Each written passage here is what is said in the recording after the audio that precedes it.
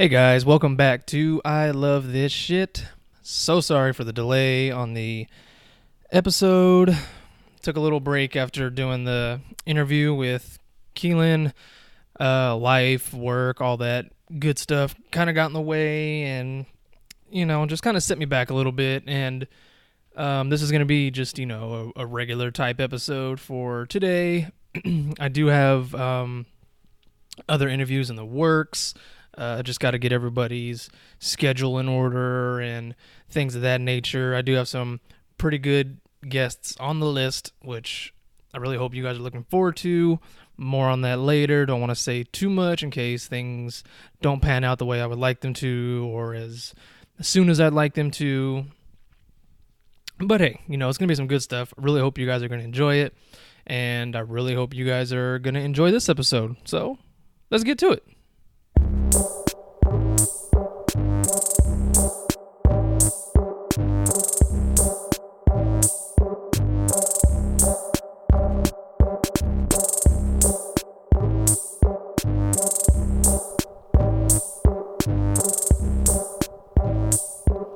Alright guys, so today I'm going to be giving you my horror novel recommendations. This is also kind of like a top 5 list, although these aren't necessarily my top 5 horror novels. A couple of these are my favorite novels of all time, but they had to be included on this list just because they're so awesome. They're all awesome, that's why I'm recommending them to you guys. And they're in no particular order. I didn't want to order them because this isn't a list necessarily. It's just, again, my recommendations. I just kind of went and looked at my bookshelf and wrote down the ones I wanted to talk to you guys about. And I'm going to read the little Amazon descriptions for the books for those of you that may not know what they're about. I don't want to butcher or give away too much of the description, so that's why I want to go based off of what they gave you, so that way, again, I'm not spoiling anything, not leaving anything out. So the first book that I came across on my shelf that I want to talk to you guys about, which I talked about on the last episode with our guest Keelan Patrick Burke, and that is his book Kin. Now, I had it described to me, as I told him, as a semi-sequel of sorts to the Texas Chainsaw Massacre.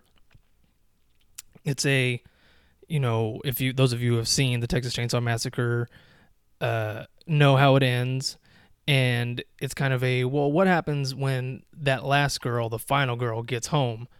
What happens then? Because like Keelan said, there's no way in hell she's going to be in her right mind anytime soon, if ever or at all. And that's, that immediately turned me onto it, and I wanted to know how this book was going to be. So here's how Amazon describes the book. On a scorching hot summer day in Elkwood, Alabama, Claire Lambert staggers naked, wounded, and half-blind away from the scene of an atrocity. She is the sole survivor of a nightmare that claimed her friends, and even as she prays for rescue, the killers, a family of cannibalistic lunatics, are closing in. A soldier suffering from post-traumatic stress disorder returns from Iraq to the news that his brother is among the murdered in Elkwood. In snowbound Detroit, a waitress trapped in an abusive relationship gets an unexpected visit that will lead to bloodshed and send her back on the road to a past she has spent years trying to outrun. And Claire, the only survivor of the Elkwood massacre, haunted by her dead friends, dreams of vengeance, and a dream which will be realized as grief and rage turn good people into cold-blooded murderers and force alliances among strangers. It's time to return to Elkwood. In the spirit of such iconic horror classics as the Texas Chainsaw Massacre and Deliverance, Kin begins at the end and studies the possible aftermath for the survivors of such traumas upon their return to the real world. The guilt, the grief, the thirst for revenge, and sets them on an unthinkable journey back into the heart of darkness. That is actually a perfect damn description. Sets it up perfectly. You know exactly what you're in for. And it's such an emotional journey. It's very brutal, very violent, but the violence is warranted. It's not showy or over the top. It's definitely earned because that family is just insane, some of the craziest characters I've ever come across in books or movies, anything. They're definitely a very memorable family. Kind of reminds me of the Firefly family from House of a Thousand Corpses and The Devil's Rejects. They're kind of along that line. Definitely like the family from Texas Chainsaw Massacre as well. And guys, the characters are so well written. They're very richly developed, have great background and character growth to them. So it's very interesting and heartbreaking to see where the characters go for their revenge and all that. It's very good. Highly recommend this book, guys. If you are fans of 70s, 80s horror movies, those grindhouse B movies, but like the really good B movies, you guys definitely need to check this out. It's so good. And again, thank you to Keelan for being on. You guys really loved it. I really loved it. I got to have him back again if he wants to. I don't know, though. We'll see. So the next book I pulled off my shelf to talk to you guys about is a book called Little Heaven by Nick Cutter. It was probably my favorite book of last year, possibly. Again, I always say my favorite non-King book of the year, and this was probably my favorite non-King book of the year. Nick Cutter is a pseudonym for another author, his real name being Craig Davidson, which unfortunately I have yet to read anything by him. I do have a book by him called Cataract City that comes highly recommended from a bunch of people. And he also has a new book coming out in a couple months called The Saturday Night Ghost Club. Awesome title. Not Nick Cutter, Craig Davidson. I highly recommend Little Heaven. This was my first Nick Cutter novel, but I would recommend you guys starting at the beginning of his bibliography. His very first book was called The Acolyte, which I wasn't a huge fan of. It was probably my least favorite of all his novels. But The Deep is his second novel, and that is my second favorite novel by him. That was one of the best horror novels I've ever read. I could talk about that one, but I want to talk about Little Heaven instead. His third novel was called The Troop. That's very big around Bookstagram. For those of you who don't know, it's almost like Lord of the Flies gone horror movie style. But moving on to Little Heaven, this is what Amazon has to say about it. A trio of mismatched mercenaries, Micah Shagru, Minerva Atwater, and Ebenezer Elkins, colloquially known as the Englishman, is hired by young Ellen Belhaven for a deceptively simple task: check in on her nephew, who may have been taken against his will to a remote New Mexico backwoods settlement called Little Heaven, where a clandestine religious cult holds sway. But shortly after they arrive, things turn ominous. There are stirrings in the woods and over the treetops, and above all else, the brooding shape of a monolith known as the Black Rock casts its terrible pall. Paranoia and distrust soon grip the settlement. Escape routes are gradually cut off as events spiral toward madness. Hell, or the closest thing to it, invades Little Heaven. All present here are now forced to take a stand and fight back, but whatever has cast its dark eye on Little Heaven is marshaling its power, and it wants them all. Now, that definitely does set it up really well. I originally got this book from the Nocturnal Readers Box, which if you guys don't know who they are by now, definitely look them up on their website, on their Facebook, Instagram, anywhere you can find them. I would highly recommend you guys subscribing to them because you get amazing books like this every month.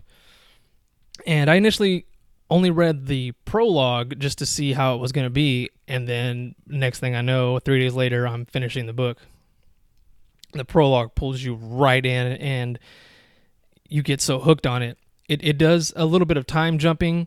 You start off in the present and go back to the past for a little bit, and then you jump back to the present again. It goes back and forth like that, and they weave so well together. Nick Cutter did a great job at weaving the timelines together to come to the conclusion that doesn't intersect, but it does reach a point where you can see why he did it this way. It's a very scary book, guys. It's got some of the creepiest images I've ever read in a book. very bloody, very, very gory. If you know Nick Cutter, you know he loves his gore and body horror. He loves to dismember and mangle his characters, animals, anything. Nothing is safe. Trees and plants aren't safe, man. They get fucked up too. It's really awesome though. Definitely get Little Heaven if you have not. It's far and away one of my favorite novels of all time. So next up on this recommendation list is a book called The Wicked by James Newman. And so far, it is probably the best horror novel I've read this year. We're halfway through the year. There isn't very many books I'm looking forward to horror-wise the rest of the year. So this might take the cake as being my favorite horror novel of the year. So far, it might be pretty close to being my favorite novel of the year. And here's what Amazon, how they describe it. After a fire consumes the Heller home for children, the residents of Morganville, North Carolina, thought they knew evil. They were wrong. Unaware of the turmoil in their new hometown, the Littles, David, Kate, and 7-year-old Becca are moving from New York City to Morganville in hopes of repairing their own lives, which were recently shattered by an act of sexual violence. Before long, David realizes that his family's troubles are worse than he could ever have imagined. An ancient demon lurks beneath the town of Morganville, an unholy creature conjured into existence by the Heller home tragedy. Its name is Moloch. It is hungry for the souls of the townspeople, but most of all, Moloch wants the children. It will not rest until it has them. All of them. And that's, in a nutshell, already scary. Anything having to do with kids, whether it's creepy kids being the villains or kids being pursued by the villains, that already tells you anything goes. And anything does go in this novel because it goes places I have never read, seen, heard of in books, in a story, anything. This created such scary images and gave me chills. For the most part, I've never read a book where I had to close the book and recollect myself and then continue on reading. This did this to me virtually every chapter of the damn book. So many parts just gave me the heebie-jeebies. I was looking over my shoulder. It was one of those things where you can be reading it and just somebody opening a door will damn near make you scream. I had that more than a few occasions reading this. I've given it high praise on Bookstagram since I read it back in, I believe, January or February. An instant 5-star read. I already want to reread it, and it's only been a few months. Luckily, it's a fairly short book, less than 400 pages, 300 and some change. But I really want to talk about it so much more, but I don't want to spoil anything for you guys. You just have to read it. Go find James Newman on Instagram, Twitter, and read The Wicked and tell him how much you loved it, because I know you will. If you're a horror fan, it will quickly become one of your favorites. And our second to last recommendation on here is actually my favorite book of all time. It took over the number one spot from I Am Legend, which is also another horror novel that I can highly recommend. Such a short read, 170 some odd pages, vastly superior to the movie, although the movie wasn't that bad, but comparatively it was terrible. Because if you guys have only seen the movie and don't really know the differences from the novel of it, they're not whatever the hell they were in the movie.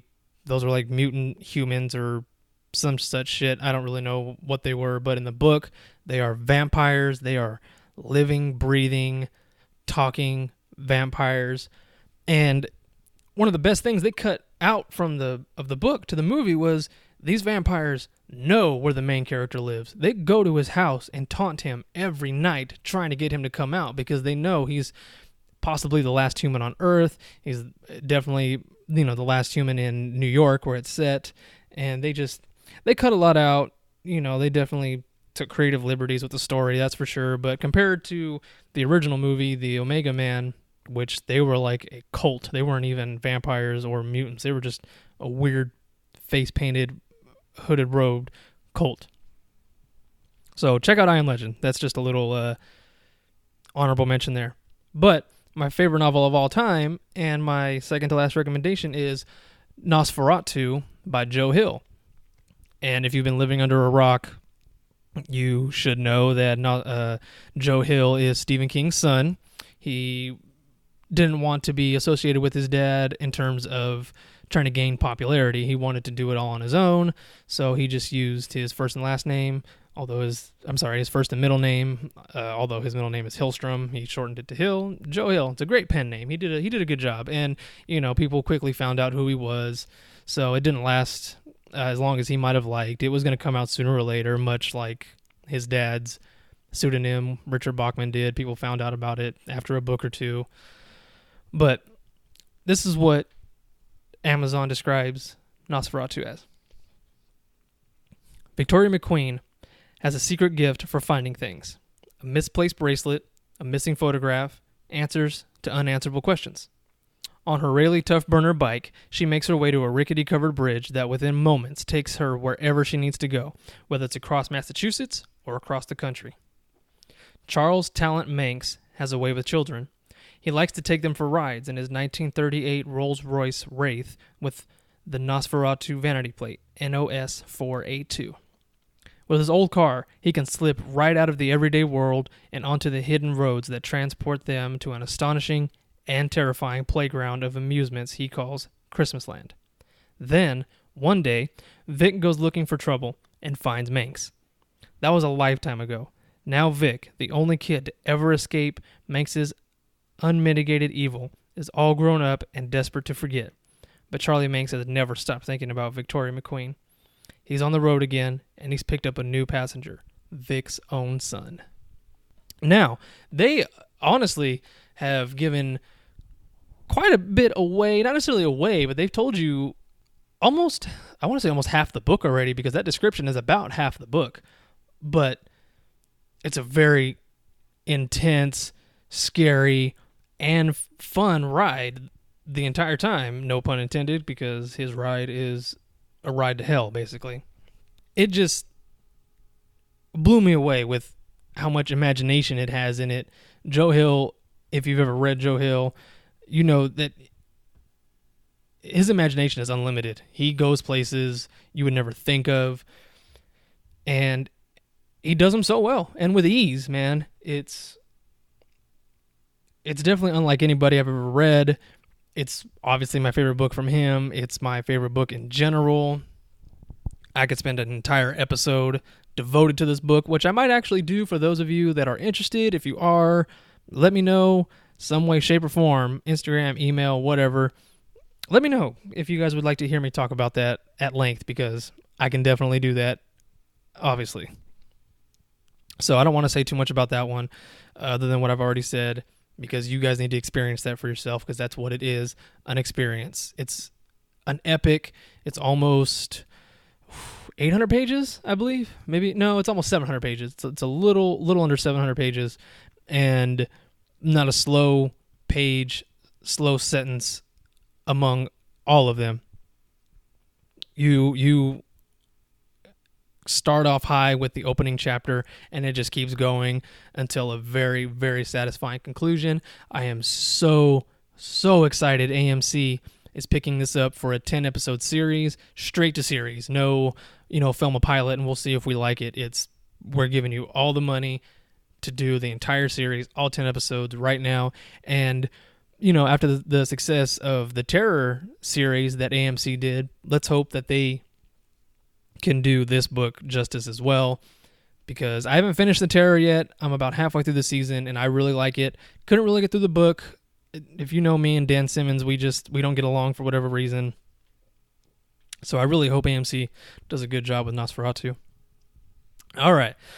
So we have come to the last book that I can recommend to you guys right now. This is just kind of like a horror novel starter kit. Let's just call it that.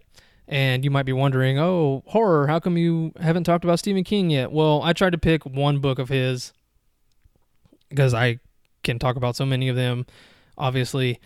But I decided to go with my favorite non-Dark Tower novel of his, and probably one of the scariest books I've ever read. And it should be no question about it, although a lot of people will say it's not Pet Sematary for me, but a lot of people will say that that is his scariest novel. I don't necessarily think it's his scariest novel, but it's definitely his most brutal, man. It's very hard-hitting in terms of subject matter, emotionally. A lot of people also say his scariest novel is The Shining, which I do like The Shining. I actually like Dr. Sleep better. I'm in the minority on that one. I did find some parts in that very scary, but not his scariest novel. To me, his scariest novel is my favorite novel by him, and that is It. Obviously. Because I always post about it. You guys know that by now. And I'm not even going to describe to you what It is about, because you should know. Why are you listening to this if you are not a horror novel fan?